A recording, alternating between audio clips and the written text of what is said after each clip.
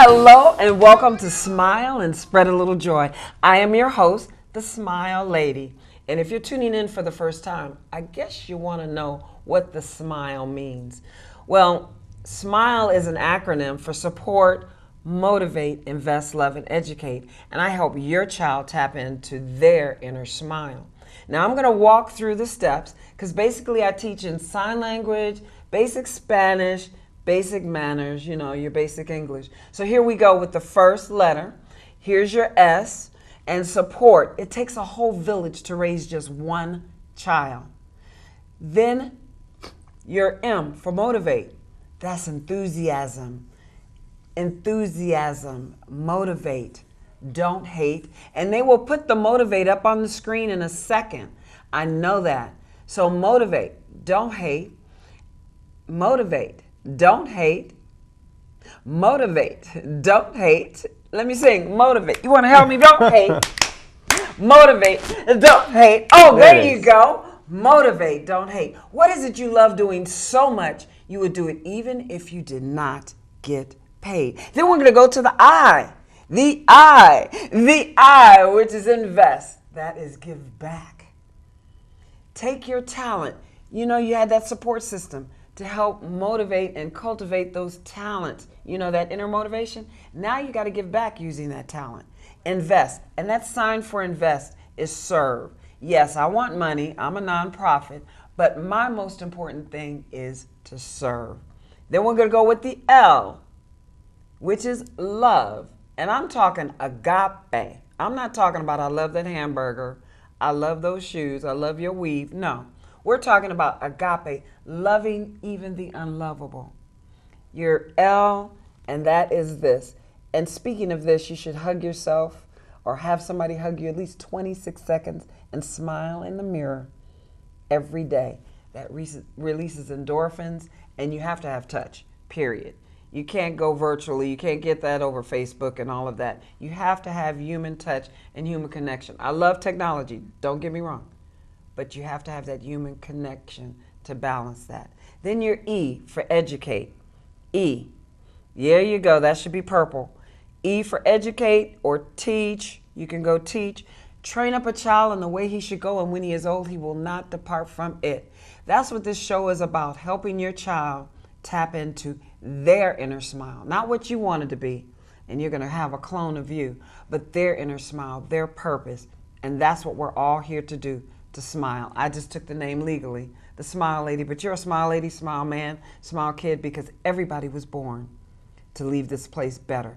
That's why I'm gleefully here with Mr. Martin, and we're going to be sharing wisdom with a smile. And we're going to talk about how he can mentor and how he got to where he is with his support, his motivation, how he's investing back, loving and educating.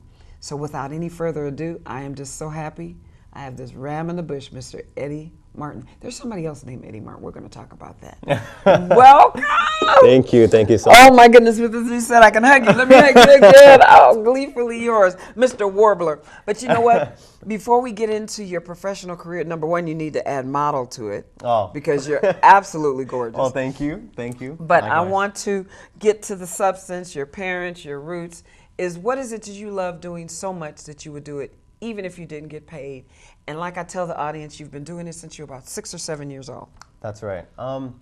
I think singing is primarily my most passionate form of artistic expression. I love to just be able to belt out and sing, but more than that, I like to be in front of stage and especially if it's one of your songs that you're singing, that you wrote, how that you want to you want your audience to hear. It's a beautiful feeling to just see the audience or see someone singing your lyrics. It's beautiful. It's a good feeling. Okay, good. So you've been doing this since you were about 6 or 7, and your parents had you into different things. So with that support system, your mother and father, what's their name?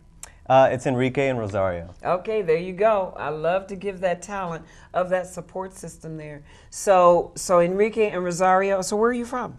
My parents are from Guadalajara, Mexico. I was born here. I was born in Rancho Cucamonga. Oh, okay. So you're first generation. You are first generation. Is that how it works? I mean, I was were your born here. parents? They were born in Yeah. Mexico. Yes. So yeah, you're first. They say a true Californian is third generation. Oh, I see. Yeah. So So you're I'm not quite there yet. Yeah. So you're first right now, and I know I'm not. I have, two children that were born here. That's first generation. So your support system obviously was your parents. Do you have a singing or vocal coach that you want to give shout out to or anything? Well, I think I learned a lot of my vocals and my training through just my dad. Even though he wasn't a vocalist, he really pushed me to just practice, and he had a good ear for music, although he can't sing. But he trained me just very, very, very.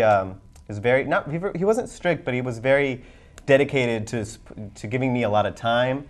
And it was all voluntary. I wanted to do it as a kid. I wanted to learn. I wanted to be a star. Good. But he wanted me to just really be Represent. dedicated, and he really put a lot of effort into training my vocals. Well, Venus and Serena's father, I don't think he played tennis.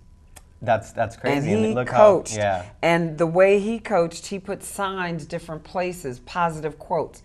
And he said, hit towards, beauty, hit towards this. And he would just read and research. So sometimes you don't have to be that to teach it. That's great. Yeah, my dad taught me. So that is He perfect. didn't even know. That's perfect. So think thank about you, vocals. Mom and Dad. Thank you. Help your child tap into their inner smile. Now, when we're going to talk about, that was the S in support, that support system, your motivation. You just had that passion for singing from the beginning then, right? Yeah, it was, I'll tell you the story.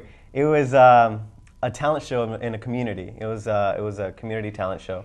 And my older sister, she was going to play the piano. She was going to be Arlene. I mean, she's Arlene. She was going to be playing the piano.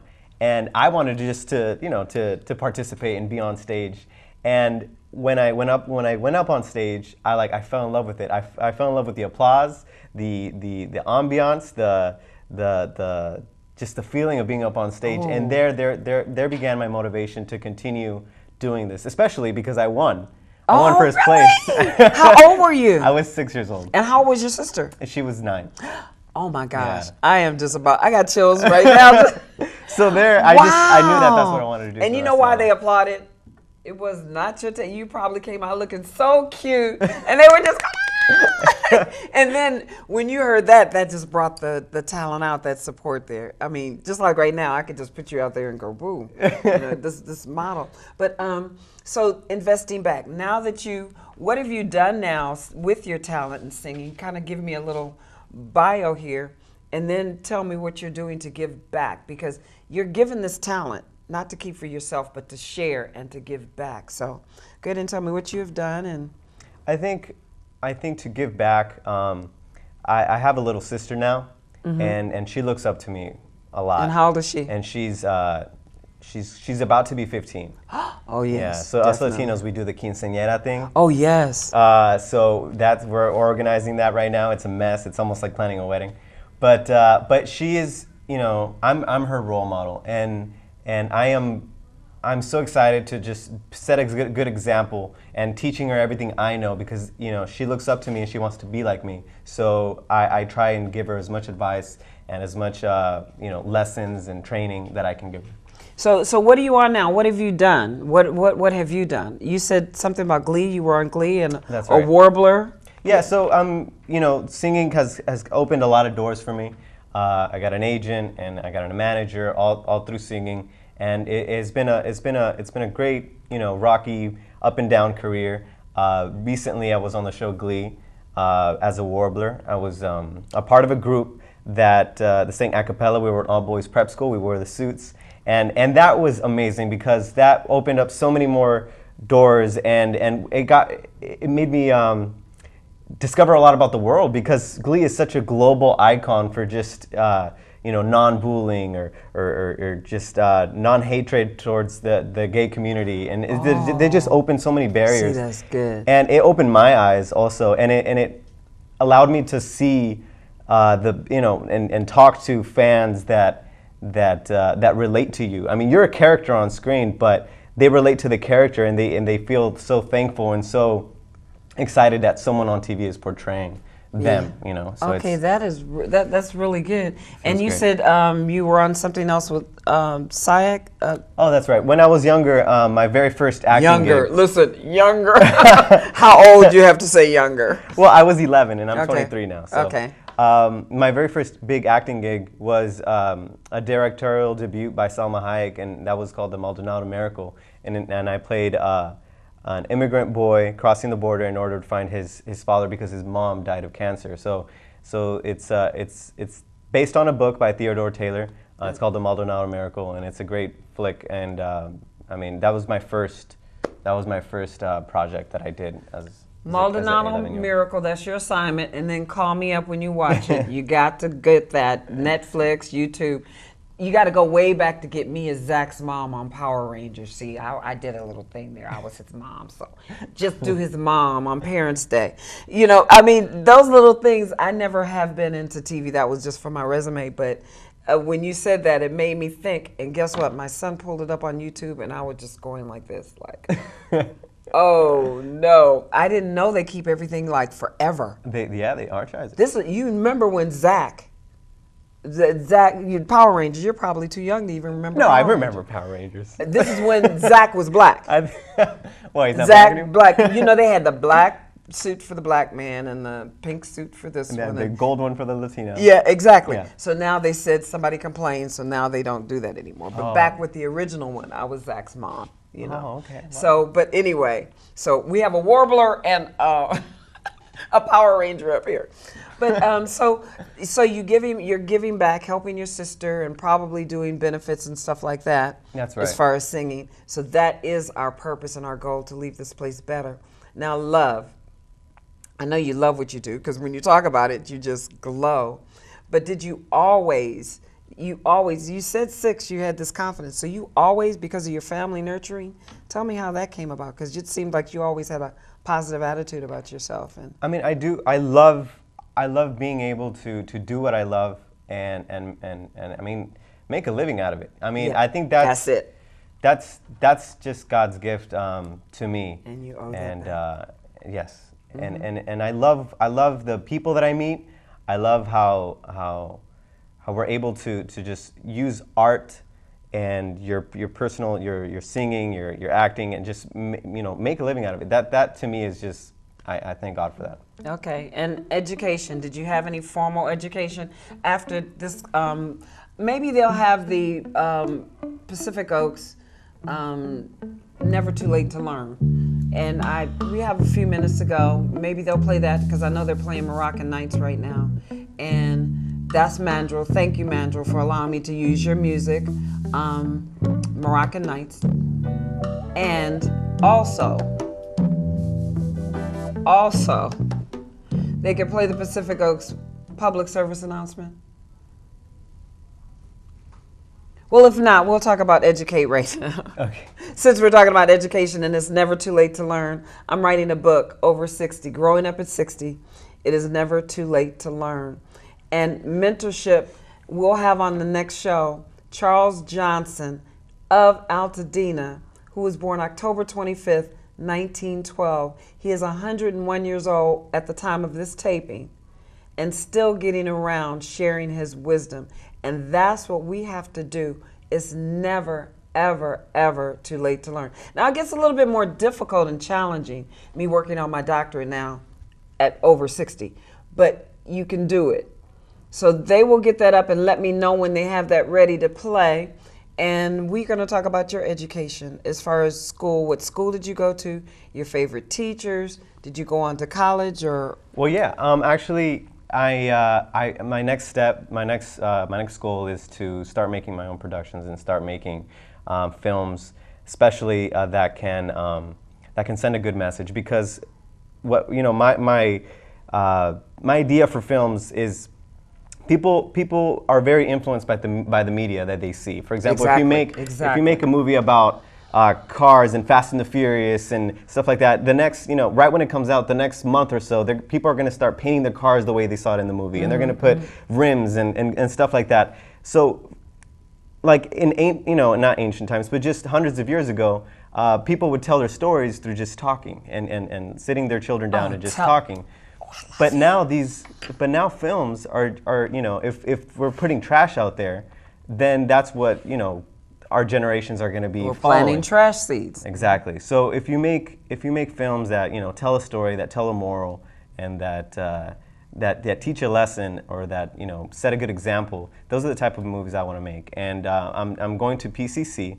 I'm taking film. Pasadena City College. That's right. I'm taking film, using it as a stepping stone, trying to make you know, connections, making friends that are interested in the same thing, so that maybe I could form a group and make films that can change the world, that can influence the world. That'll make the world smile, right? That's right. Hey, that's how we got connected through this. Now, Grace Builders is also one of those that gracebuilders.com. Is there a number? Well, they can contact me if they want to get to Mr. Martin here. You know what I was thinking? Ricky Martin, Eddy Martin. See, that's why I was saying, why is that name familiar? Why is that name familiar? So, so basically, you give back using your talent, and I'm going. Wait, hold on. Hello? Don't you hate that? I tricked it. Now, I've noticed this with a lot of the young people, and I do love my technology. Right.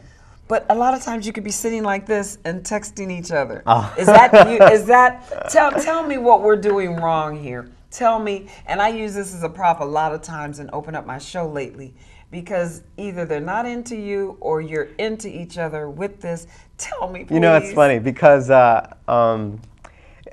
went on a date not too long ago, right? And I had to tell her, I was like, wow, like, I want to tell you the most impressive thing about you.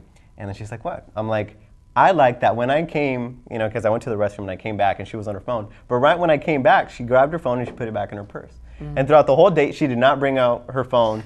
And I was like, that was the best. Thank you. That is so beautiful. Thank you. And I don't. And then when you are, you should be engaged together. Exactly. If you're going to bring it out, you know. Do like this, because what happens is the perception is with other people is that, oh, she's not into that person. And it could be an emergency thing. So if you do it, at least do it together, or this, or like you say, put it up, share videos, and let them know that. Because you could even just be, we could be walking, and just like with my son, they don't know if that's my, well, they do know I'm that much older than him, but still, that's rude to the person that you're with. Because one time I said, oh, who are you texting? Oh, her right there. Instead of going over there to talk, so that makes me think they're whispering. And back in the day, you couldn't do that. But why is it acceptable with this? It's just the modern day of whispering. Yeah, because you're thinking, are they talking about me or whatever? But yeah, I mean, that is really rude. Yes. To just, you know, bring out your phone. I'm glad it came up with the young person. No, I mean, I see it. It's one of my pet peeves. Yes. As people would say. Oh, you know they have TWW, texting while walking, and you can get a ticket. Did you know that? What? Mm-hmm. And you know what? One of my fans and best friends sent me a quote today. Did you know rosemary enhances your memory? Go to Shakespeare, Memory and Love. Go to Shakespeare. But I've been using rosemary. Eating it and smelling it increases your memory, along with strawberries also. I wanted to text back Mr. Smith.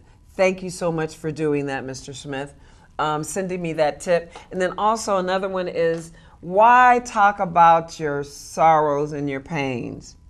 Why not share your joys? That's another one somebody wanted me to mention today on the show. Thank you so much for that. Yes, show. You had sent that out. So is there anything you want to relate to your camp? I want you to talk straight to the young people. Anything you have to smile about, anything that you wanted to bring up, and then maybe we can talk about it a little more.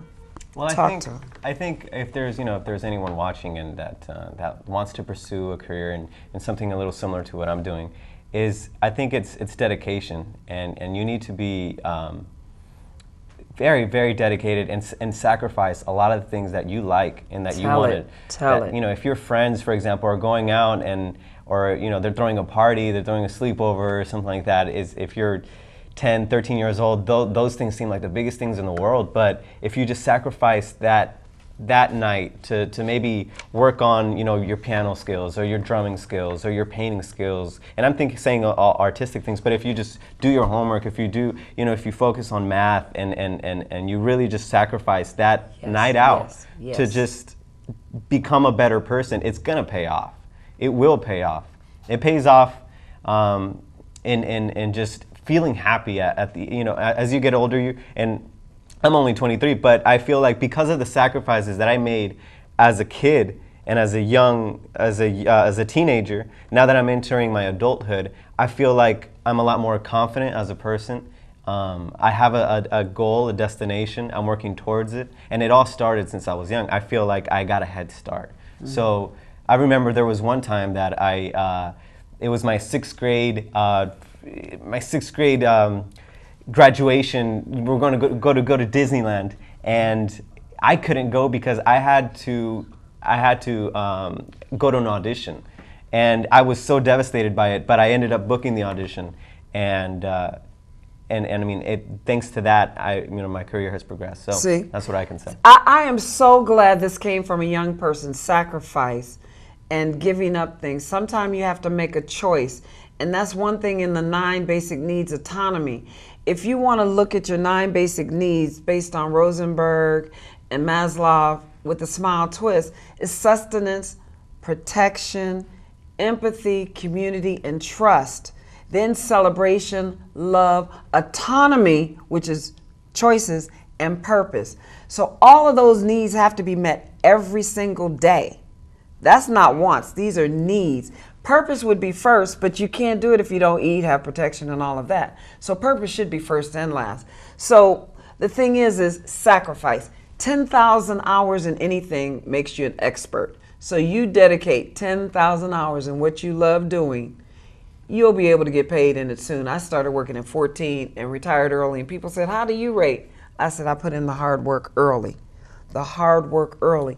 So basically, I am so happy that you brought that up, and I want to just throw in something here while I'm here with Glee.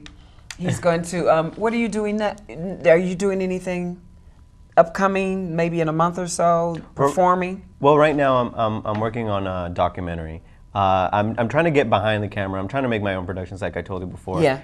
Obviously, I'm still auditioning and stuff like that. If something comes up, then I'll focus on that. But in the time off, I really want to learn and start making my own productions. Okay, if you need a homeless, I love homeless. I can get so ugly I scare myself. And I also play a has-been hooker, a wannabe, like you ain't supposed to have that on. So if you need those 2 people, I can go from hooker to homeless to housewife. The tough housewife, that mother. So all the H's. And you don't spell hoe with the H, right? Oh, no, it's with a W. But anyway, I want to talk about Grace Builders, though. Kimberly Stanton is going to be on one of the future shows, gracebuilders.com. I want you to contact that. They help families.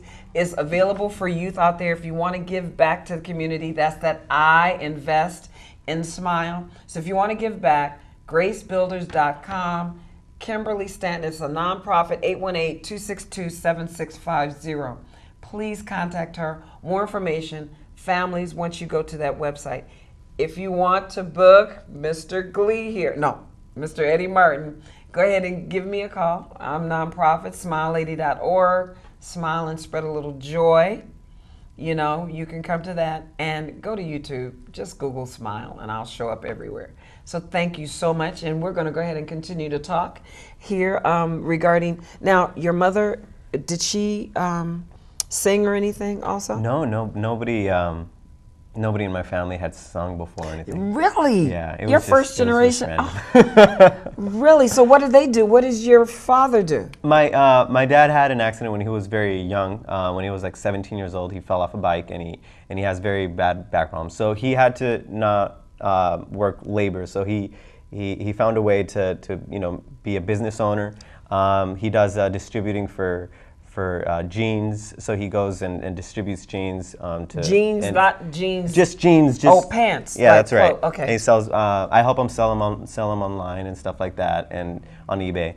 And my mom, she's been in the hotel industry for over 20 years. Oh, good. So you guys travel and get to stay free and stuff? I mean, discounted rates, yeah. Yeah, well, that's free. I mean, because what you pay, because I know my son-in-law had worked for a hotel, and you get these rooms for like dirt cheap, like $30, where everybody else is paying like, you know, $200 or something like that. I'm not going to mention the chain and stuff. So it's like, that's good. Like with the airlines, I wanted to do that because flying is okay, but the hotel stay is that's even the more. most expensive part. That's the most expensive part. Now, your sisters, are they into the business also? No, I mean, my little sister, she wants to be, and right now she's in a performing arts school. Okay, which one? It's in Pomona. It's a Pomona. It's I'm a charter school. Not Loxa. Okay, you've heard about Loxa, right? L.A. County High School for the Arts or something? Oh no, I haven't heard of that. Okay, yeah, that's at Cal State, L.A. on okay. campus. It's a high school, but it's on a college campus. Sort of like our Juilliard out here, you know, but it's sort of like, and so both sisters? And my older sister, she works at a retirement home with the whole Medi-Cal and seeing if they can be admitted and that whole paperwork. I don't know what the title is for that, but she works at a retirement home in Riverside. So in wisdom, the wisdom that I have, anybody that you want to thank out there for helping you get to where you are, or you know, anybody, because I know they're could be rolling the credits and stuff. So yeah, no, I want to thank my family. Obviously, my family has been a huge support. They have helped me. This is a very tough industry to be in. You don't always get a paycheck. Sometimes you just do it, like you said, because you love it. And the fact that they support you in this industry, and when you're not doing so good, they give you a couch to sleep on. That's like, I could thank them, my parents, my sisters, for giving me the love and support that I need. Okay, well, thank you for smiling. Thank I gotta hug you again. Thank you so much for having me. Oh my goodness, this is so gleeful, Mr. Warbler. Thank you. I gotta get that episode. I can get that on YouTube. Oh yeah, and they're all over Okay, YouTube. okay, good. So, and you can go and look and laugh at Power Rangers. It's called Parents' Day. Parents' Day. Yeah. Oh gosh. How often did you see Superman's mom? Superman's mom. On the TV. Very rarely, right? Yeah. So that's how rare I showed it when it was Power Rangers. You don't show the parents that often. Okay, well, thank you so much. And my final words of wisdom is this. Holding on to anger is like, and resentment is like taking poison, hoping the other person dies. So release it. Forgive to live, okay? Do that for me. Share your wisdom, share your smile. That's what your purpose is, to leave this place better. Thank you. That is so good. That's why I got this little skunk here.